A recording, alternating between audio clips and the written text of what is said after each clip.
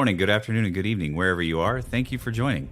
At CIQ, we're focused on powering the next generation of software infrastructure, leveraging the capabilities of cloud, hyperscale, and HPC.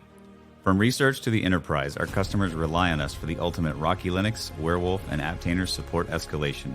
We provide deep development capabilities and solutions, all delivered in the collaborative spirit of open source.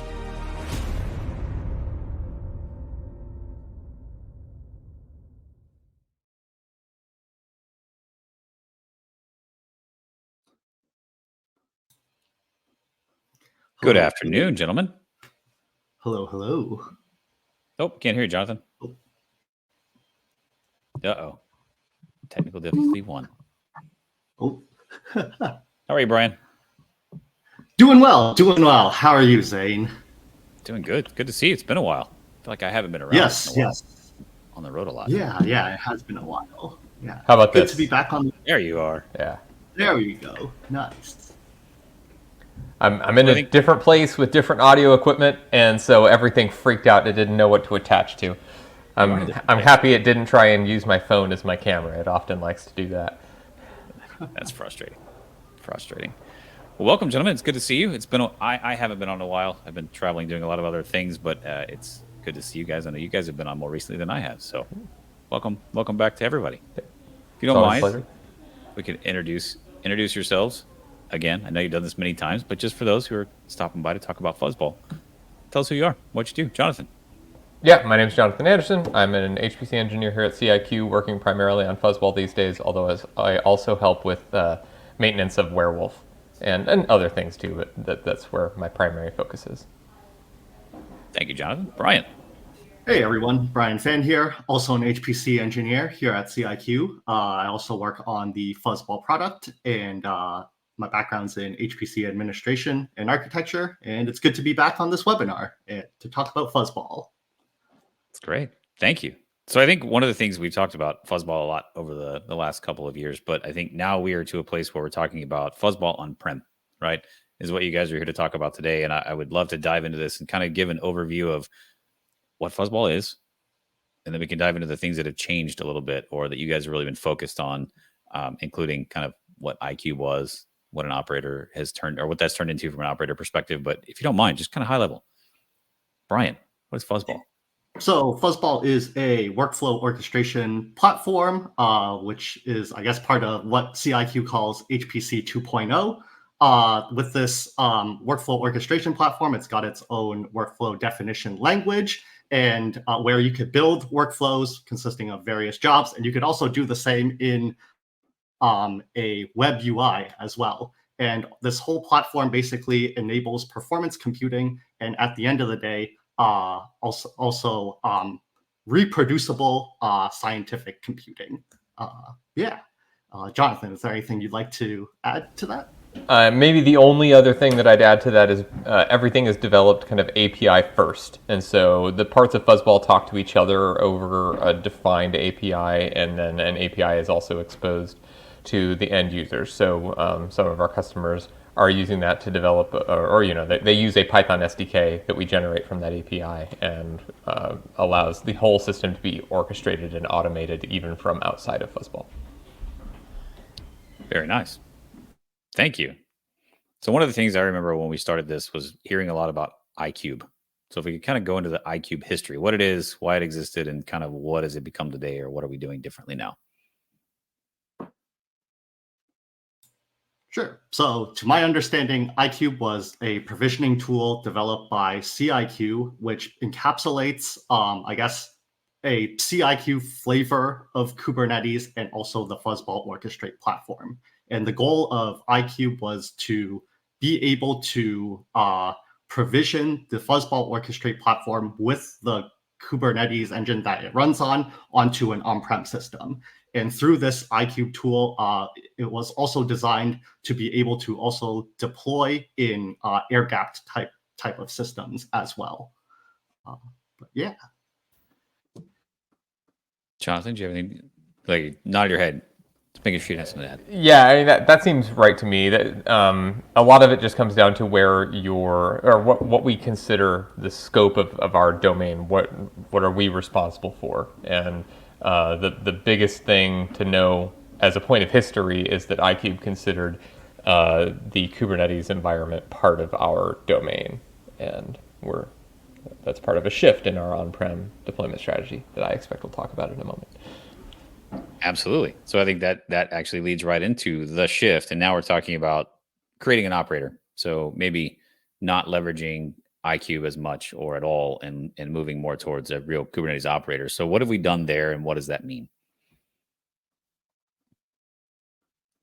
So using the operator model, which is, I guess, a common type of pattern used when administrating Kubernetes systems, we've basically designed the operator to be able to deploy the Fuzzball Orchestrate platform onto a existing Kubernetes cluster. The specific platform that we've tested on is Rancher Kubernetes Engine 2, which is what we will be kind of demoing today in our demo. So yeah. Jonathan, is there anything else you'd like to add? I'll just add on to that. Like that's what we, and I say we very specifically, like Brian and I have been using internally, because RKE has been really great to kind of spin up really quickly. It's been easy to get up and running with. And then when we were doing some of this work, it was what one of our clients was specifically interested in using. So it was our first target. But we have had other people in the company deploy on other Kubernetes platforms without any reported issues. So we're working on getting that kind of proven out, and just developing a list of what we consider a tested platform. But so far we haven't had any reason to think that it wouldn't work on any reasonably standard compliant Kubernetes. Great. So I think one of the things I want to make sure we delineate here is we keep talking about Kubernetes and orchestration and then high performance computing. Can we differentiate what Kubernetes is doing for us in this environment versus what goes on inside of an HPC cluster? So not necessarily running Kubernetes on an HPC cluster to do work, but using Kubernetes to do what? So basically, we're using Kubernetes to run the various microservices to manage the workflows and data, software, images that are being orchestrated for your particular workflow. But at the end of the day, your workflow is actually running on bare metal, which the orchestrate platform, runs which orchestrate basically will run the job on bare metal through orchestrating the workflow using these microservices. Yeah, I don't want to, maybe you were planning on this at another time, but this might be a good opportunity to put the diagram that you've put together for this. Yes, Brian, that might make it. And then we can gesture to that and say what parts of it are in Kubernetes and what part are not. For sure. Let's get this shared out. Perfect.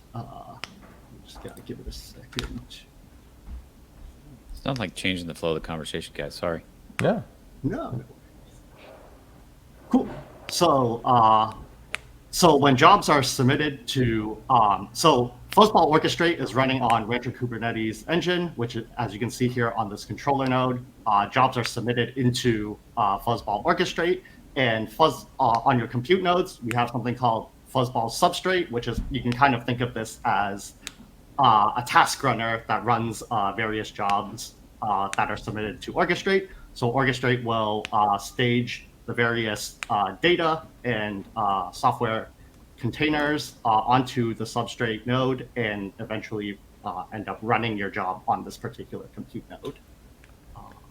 Yeah, so if you're coming from a traditional HPC environment, if you've run Slurm, Fuzzball Orchestrate is kind of like the Slurm Control D. The Slurm Control D and Slurm DVD rolled together, things like that. And then Substrate is like the Slurm D that runs on your compute node. And if you're coming from a PBS environment, then Fuzzball Orchestrate is like the PBS server, and Fuzzball Substrate is like the PBS mom, that kind of thing. But it adds extra functionality. You have, Substrate is also a container runtime, because every job in Fuzzball is containerized. So it does all of that transparently as part of the agent.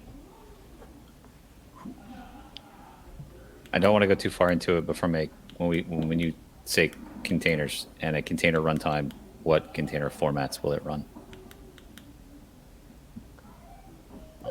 So yeah, the runtime on Fuzzball Substrate can, technically speaking, it's always running like a CIF, a Singularity or Aptainer style image. It can transparently convert OCI container images as part of the workflow. So you can bring containers to it in either CIF or OCI format, and it will do the right thing.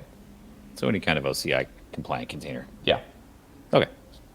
Thank you. I think now we kind of started down the whole diving into an overview of Orchestrate. High level. Again, I took you a little bit off track. Sorry. So if we want to go into that now and talk about workflow orchestration, resource management, scheduling, I mean, you kind of touched on it, Jonathan, but is there more that we should go into? I don't know. Like maybe just reiterate. Like a fuzzball executes workflows. Those workflows are a collection of jobs that can be related to each other through dependencies, and then the workflows are processed in Orchestrate and dispatch jobs, which are either the compute jobs that you want to run or kind of ancillary jobs like pulling an image or doing ingress egress, that kind of thing. Those all execute outside of Kubernetes on your compute resources that are running Substrate. Thank you. And I've heard talks of fuzz files. What are fuzz files? Go for it, Brian. So fuzz files are basically the fuzz are your workflow definitions, which are submitted to Fuzzball Orchestrate. So within this workflow definition, you can have a collection of jobs, like Jonathan mentioned, which can be related. Using either the CLI or the web UI, you can take this fuzz file, submit it to Orchestrate, and have your workflow run on your various compute nodes running Fuzzball Substrate. These are typically YAML formatted files. I think they can be JSON as well, but we pretty much always do them with YAML. Very nice. Thank you. I think now you guys have something to show us, right? You're going to see this thing in action? Yes. So, Awesome. So for today's demo, what we will be demoing is the installation of the Fuzzball operator from CIQ Mountain. And then once we have the operator, we are going to use it to deploy Fuzzball Orchestrate into the RKE cluster that we have running on this controller node.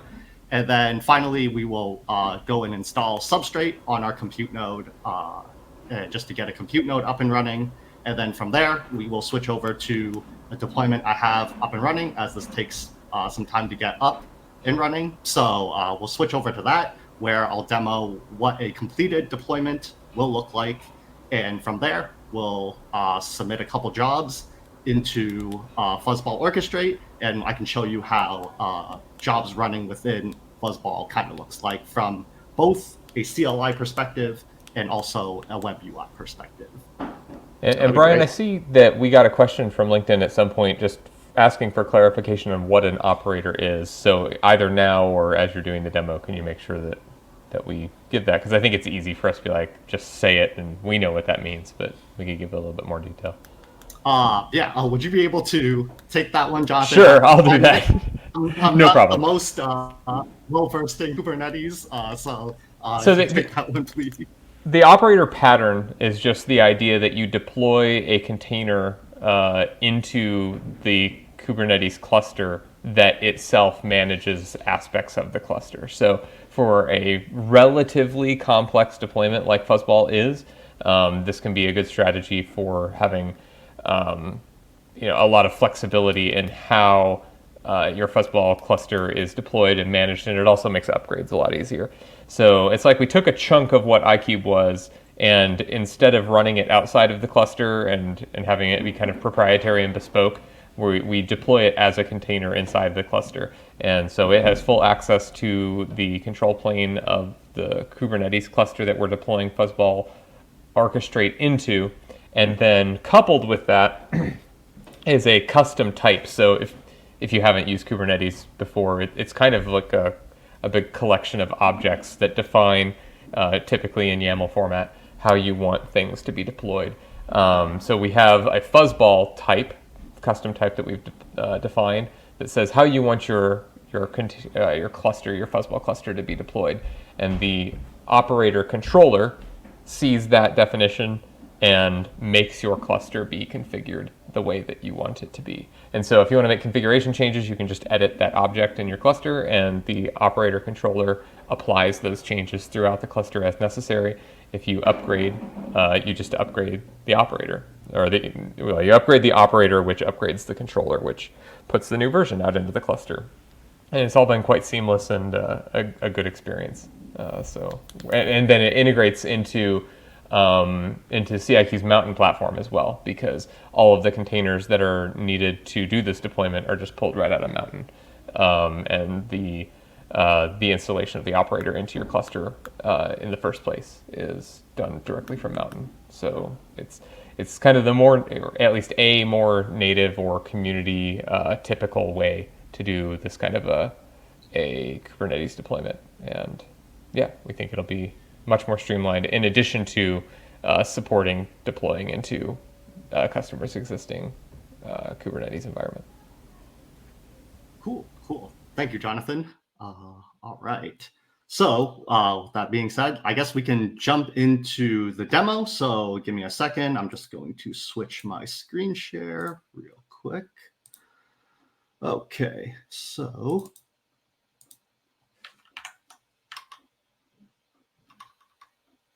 and cool. Is the font size okay here? Go another couple, just to make it a little bit bigger. There we go. There we go. Maybe. Thank you. Is that better? Yes. Now that I think now that it's wider, make it bigger again. It did reset. Oh, okay. How's that? That seems good. That works. Okay, cool. All right, so I'm on this controller node that was in the diagram that we previously shown. I guess to start off, I am going to start off by installing the Fuzzball operator. So to do that, I am going to first use Helm to log into Mountain. So I have a Mountain access key, which I have set in my environment, and this will basically use Helm to log into CIQ's Mountain so that I can pull the Fuzzball operator into the Kubernetes cluster. So start off by doing that. Once logged in, now I'm going to set a couple of environment variables to, I guess, pass into my Helm command to pull the actual Fuzzball operator. So as you can see here, things like the version that I'm pulling, the URI to the Helm chart, and the URL to the image that I want to pull are being set. So once those are set, I'm going to just paste this command right here. I'm going to, I guess, call Helm and pull the Fuzzball operator from Mountain. And in doing so, I'm basically passing in things that I set before, like the version, pointing it to Mountain right here, and then also providing it some credentials to actually access these artifacts, which are provided through Mountain. I should also mention everything that I'm showing today is available in our documentation at beta.fuzzball.io/docs. So if you ever want to reference anything that I'm running today, you can definitely take a look there. So from now that I got this command pasted, I'm just going to run that, and it will start installing the Fuzzball operator. So from there, we can see that I have kube control. So I have kube control on this node, which is running an RKE2 cluster. And from using kube control, I can take a look at the Fuzzball operator being installed. Jonathan, could you provide a little bit more color on what this PVC command does? Oh, sure. So there's a number of just smoke test things that are in our docs for seeing that the operator is installed properly. The PVC is it stands for persistent volume claim. This is a Kubernetes thing. This is that the operator needs a place to store its information, and seeing that the Fuzzball operator controller manager persistent volume claim has been created and is bound to a location that's bound to this volume that was generated on its behalf. It's just one step along the way showing that the operator installation has been successful. It has a location to store its state. Gotcha. Thank you, Jonathan. So the next command I'm going to run is control get CRD. I believe CRD stands for custom resource definition. And basically the Fuzzball Orchestrate platform is this custom resource definition that we're going to be deploying. So to just get that, that's just another smoke test there. And then lastly, we can see the pods that are running the Fuzzball operator. And as you can see, we have 3 instantiations of this that are all currently running. Yeah, and I was actually corrected on that. The 3 out of 3 is not, this isn't like 3 replicas of it. There are 3 containers that make up the operator controller manager that are all involved in this process. So it's not quite 3 instances, but we do see that the 3 containers that are expected are running. Gotcha. Thank you, Jonathan. All right, so now that we have the operator installed, we can begin installing the Fuzzball Orchestrate platform. So to do that, I'm first going to set another few environment variables to configure Fuzzball Orchestrate. So IP1 here, I believe, is the IP of the load balancer that is used by Kubernetes. In this case, since we're deploying on-prem, the cluster uses Metal LB.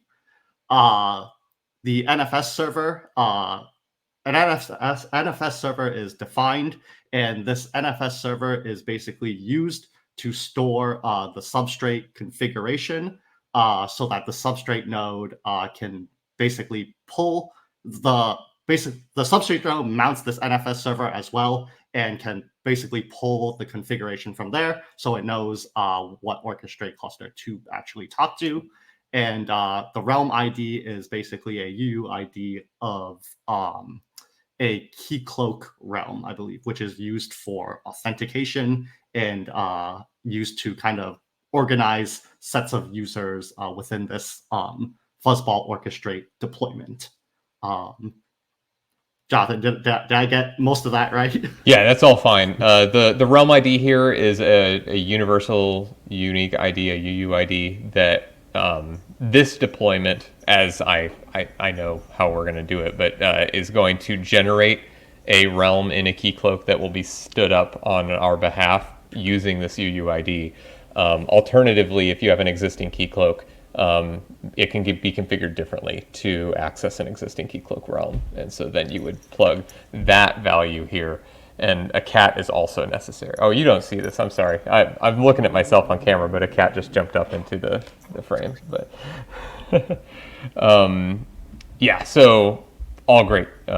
This is going to do a totally normal deployment. Oh, maybe one thing I'll say is that this IP address is the one that we want to use to export the Fuzzball external services. This is the IP1. So as a prerequisite to this, we expect the local Kubernetes environment to have a Metal LB load balancer deployed with a pool of addresses. And to make it repeatable, we're saying which address from that pool we want to use. And we happen to know, because we defined the pool, that 10.0.0.99 is one such available address. Cool. Thank you, Jonathan. So now that I have these variables set, I'm basically going to create a configuration for the Fuzzball Orchestrate platform, which is in this YAML definition that I'm going to paste. So, and this is basically going to take some of the variables I've set up here and kind of throw them into this configuration file called fuzzball.yaml. So as you can see, just pasted that into there. So, and this basically just takes some of the various variables I've set in the environment and sets them in this Fuzzball config. So now that I have a configuration, I am ready to start deploying the Fuzzball Orchestrate platform. And to do that, I'm going to run kubectl apply and and pass this fuzzball YAML file in. And as you can see, I have a deployment started. And to kind of watch the various, to watch it deploy, you can basically run this command here, which is outlined in our documentation, to kind of just watch the logs of this entire platform kind of getting stood up. So, yeah. While we wait for that, I can switch over to our compute node, and we can kind of get that installed. To install Fuzzball substrate, let me just make this big. Yeah. Click. Cool. Before we do that, Jonathan, is there anything else you'd like to add? The one thing that I think might be cool is to demonstrate like that object that we just applied into the cluster, it's resident in the cluster. So you could like get it, you can see its definition. And the coolest thing to me is that you can just edit it in place. And we shouldn't change anything about it during the deployment, but you can run like kubectl, edit, fuzzball, I think fuzzball orchestrate is what we called it. And just edit it in place, and then the next time the operator wakes up, it sees that that has happened and makes a change in the cluster, which is a good experience in my experience. Gotcha. So, and just to show some of that, we can just do something like get pods. So it's not pods; it's literally a fuzzball. No, not pods. Oh, yeah. So you're getting the fuzzball called Fuzzball orchestrate. Fuzzball orchestrate. Yes. So you need an additional fuzzball between get and gotcha. Because you're getting an object of type fuzzball named Fuzzball orchestrate. Capital F fuzzball. I think it doesn't matter. What you have there should be fine. Yeah. So there we have one, and instead of get, you can say edit. Which just puts the YAML definition up in an editor, and you can just change it here. So like if you scroll down a bit, you can see you've got some metadata up here that makes it harder to see, but there's the metadata that we had specified in that fuzzball.yaml. So you can either keep that fuzzball.yaml and put it in Git or something like that, and then if you want to make changes, reapply it to your cluster the same way. That's one thing you can do. Or if you just want to manage it statefully, you can just make changes right here, and they update the configuration of the cluster. And that's the real value of the operator, is that it's really dynamic and it's responsive to the configuration that you apply here. Gotcha. Thank you, Jonathan. All right. So now that this is deploying, we can just go over to our compute node real quick and get that stood up and go through the install process of that. So to do that, first, I'm just going to configure some firewall settings just to, and this will basically ensure that, so this will basically put the internal interface in the right firewall zone and make sure that our nodes are communicating correctly with each other.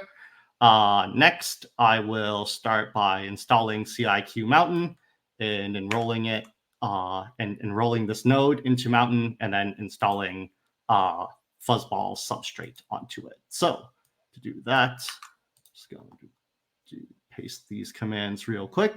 So just installing the Mountain tool right here, and then enrolling my server using the access key. And then from there, I'm going to enable the Fuzzball product, Fuzzball orchestrate. And then afterwards, it's a simple DNF install to install Fuzzball substrate.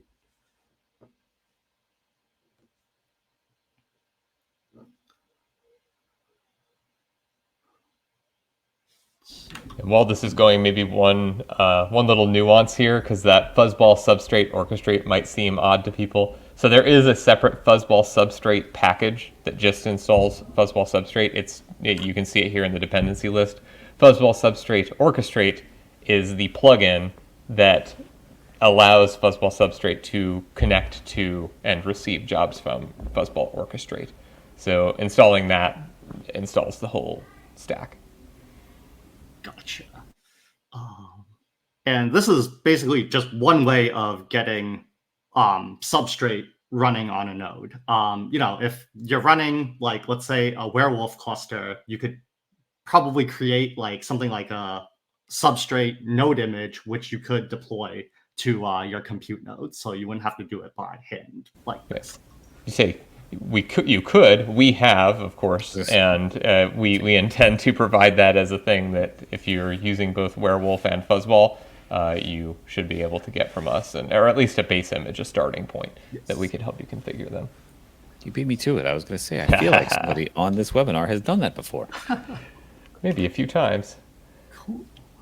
So after Substrate is installed, I'm just going to set some environment variables for that service right here. Ooh. Let me just paste this. Ooh. Just going to do this, and then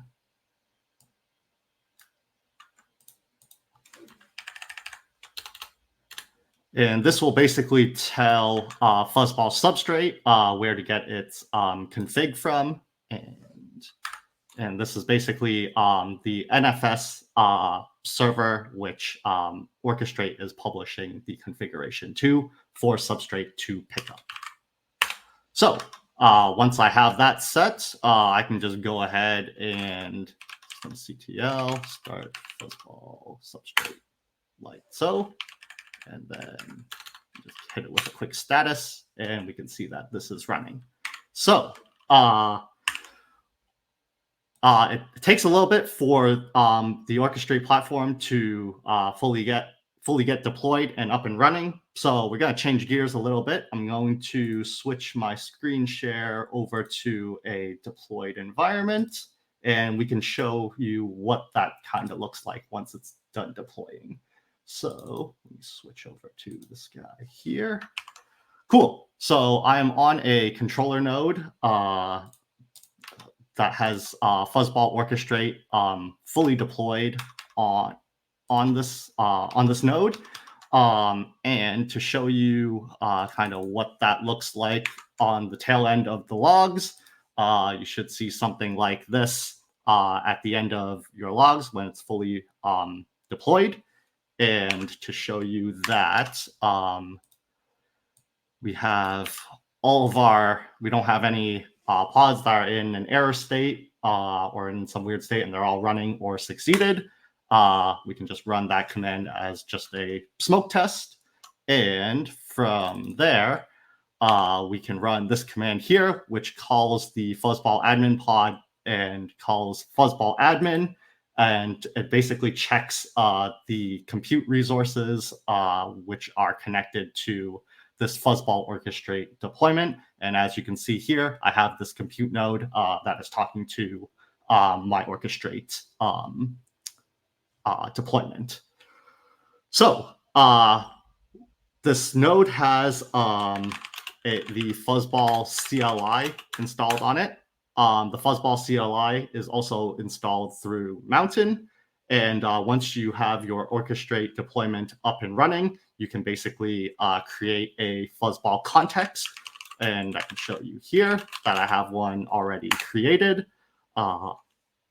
So once your Fuzzball context is created, you can log into it. So you can do that by running Fuzzball context login direct. And I'm just going to pass in.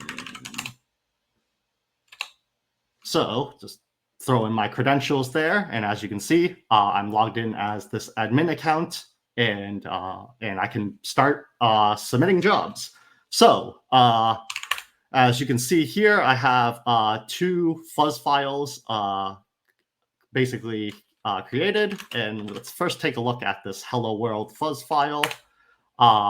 As you can see with this hello world fuzz file, it's a workflow of a single job named hello. this job uses an Alpine container and as its, I guess, software environment. And within this environment, we are basically calling a shell and echoing hello world in the shell. And the resource requirements for this particular job is a single core and 1 gig of memory. So now that we've seen this workflow, let's go ahead and submit it. So to do that, I'm just going to call fuzzball workflow start hello world.fuzz, and I should get a UUID, which is returned. And from there, using this UUID, I could check the status of this particular workflow using fuzzball workflow describe and passing in this UUID. And as you can see, this workflow has finished since it's just printing hello world. You can see the status of the various stages, like the image pull and the job actually running when it started, when it finished. Additionally, using the CLI, you could also gather logs from this particular workflow by pointing it to a specific job which you want to check the logs of. To do that, we can just do fuzzball workflow log, pass in the UUID, and specify the job name which you'd like to look at. And from there, we can see the log. This particular job has printed hello world, which we saw in the fuzz file before. To do something slightly more interesting, we can take a look at this printer fuzz file that I have also on here. This workflow is a single job as well, uses the job's name printer. The image that it's using is also an Alpine container. And basically what this job does is it prints integers 1 to 300 with a 1 second sleep in between. So, and resource requirements for this, also 1 core, 1 gig. And one additional thing that we have in this particular workflow is a policy, which you can see here. And this is basically setting a wall time for this particular job of 10 minutes. So I'm just going to go ahead and submit that. So fuzzball workflow start. And I'm just going to pass in printer.fuzz. Boom. Okay. So as we can see, we have a UUID, which fuzzball returned to us. From here, we can do something like workflow log, pass in the UUID, and pass in the job. And as you can see, it's basically printing these integers. The last thing I'd like to show on this demo is, give me 1 second. Let me just go ahead and refresh this.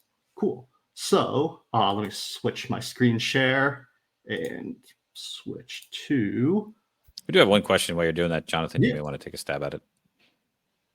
Yeah, so the question on LinkedIn was, can the config be sourced from anywhere else other than NFS, with an example of like an S3 endpoint or other type of share. So the use of NFS here is optional. You could get the configuration, like it's just generating a config file, actually a couple config files. That could be placed anywhere, but there's not currently any support for publishing the config from Orchestrate directly to an S3 endpoint, or pulling it directly from an S3 endpoint to Substrate. You'd have to manage that separately. You could take the config that Orchestrate is publishing, that it's generating, and yourself publish it to S3, and then as part of your compute node bring up, pull that down to a local file and read that in from with Substrate when it comes up. So that could be done, and I think that would be relatively straightforward if it were if a requirement like that came to us. The biggest issue would just be handling the credentialing for it, I would think. But it'd probably be possible to do something like well, there are secrets in it, so you would want a credential for reading it as well. But yeah, plausible, possible to do right now with some integration work, but also doesn't seem, as I sit here, like it would be a huge ask if it were necessary to be more integrated into the product. Cool. So I guess as you can see here, I have pulled up the Fuzzball web UI, which is I guess connected to the Fuzzball orchestrate deployment, which I was submitting jobs to. As you can see here, my printer.fuzz file, which I submitted previously, is currently running. And if I wanted to look into this particular workflow, I could click into that. And if I wanted to view logs from the printer job, I could just simply click on the printer job, click on logs. And as you can see here, we can kind of see that it's printing an integer and increasing after every second. You should click on that terminal tab too. Oh, yes. And I could also get a shell on this particular job inside the container. So I can do something like M. You can see I'm inside a fuzzball job. I could run commands in this. Hello. You can touch test. Maybe just do like a PS in there too, so we can see that the job is running in it. Yeah. Yep. So yeah, so running a PS, we can see that my job command from the fuzz file is currently running in this container. Yeah. Cool. Well, that is all I had prepared for today's demo. If there's anything the audience would like to see, yeah, feel free to drop that in the comments. Your use cases, all that type of stuff. We are definitely interested in what our audience would like to run using Fuzzball. Trying to see if we have any more questions. Thank you for that, Brian. That's fantastic. Yeah, Jonathan left, and he's back. He's back. No, I appreciate the demo. It's been good to see it, and I'm glad to see all the changes that are going on. It's been interesting having people come in and ask, like, how does this actually, what is this part of Kubernetes? Like, how do they play together? What does it mean? So thank you for explaining that, Jonathan. You and Brian, that's very helpful. Yeah, one thing that might be, like, we've said this on the webinar before, but just to be clear, for people who might not be familiar with Fuzzball and the different container platforms that we're dealing with here, the big thing to take away from that from an HPC standpoint, from a performance computing standpoint or a performance sensitive standpoint, is that we use Kubernetes and the kind of traditional OCI ecosystem as our application platform, but it's not where the performance sensitive part of your workflow runs. The performance sensitive part is still containerized, but it's containerized with technology that is more akin to Singularity or Aptainer, that's designed for execution in an HPC environment and doesn't have some of the same performance characteristics of traditional OCI, where OCI is really built for resiliency and reliability for services, web services especially. Aptainer and now Fuzzball Substrate are designed around providing a container experience, but for an HPC use case, not having as many layers between various parts of the networking stack, for example, is a big part of it. Thank you, Jonathan. Well, if we don't have any more questions, I really appreciate you guys jumping on and doing this, and look forward to see more as these workflows come out. And I know there are other things that you guys are working on with other software vendors and being able to run those. I don't know if you want to hit on those real quick. We've got some exciting stuff coming up with like running larger things that have been difficult to containerize in the past. I don't want to like make too many promises for how quickly we'll be able to show them. We've done them in the past, but we've made some changes, or we've done them internally.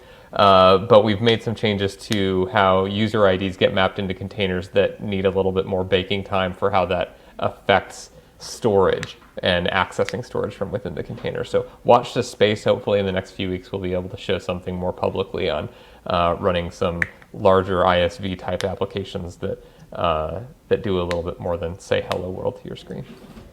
Not that you can't do more things now, but they're just not any more flashy than that a lot of the time. Sure. Great. Yes. Flashy ISV. Brian, do you have any closing thoughts? To come. Yes. Yes. You've been doing all the demo work. You're the just been sitting here being quiet, enjoying what I'm watching. So, anything to close out with? I guess other things that we're kind of working on right now, things like running services within Fuzzball. So in particular, like one use case that comes to mind is you're training some AI model. You want to deploy this model as a service, and then run inference against this service to, I guess, validate your particular model. So that is coming down the pipe, and then also possibly running Fuzzball on the cloud as well on various cloud providers. So look out for that. Yeah. Very good. Well, thank you guys. Thank you for joining today. Thank you everybody for watching. We appreciate it. And again, stay tuned, subscribe, like. Love to have you guys come back and see what else these guys have been up to and what they're working on. So really appreciate you. We'll see you again next week. Awesome. Thanks. See you later. Bye.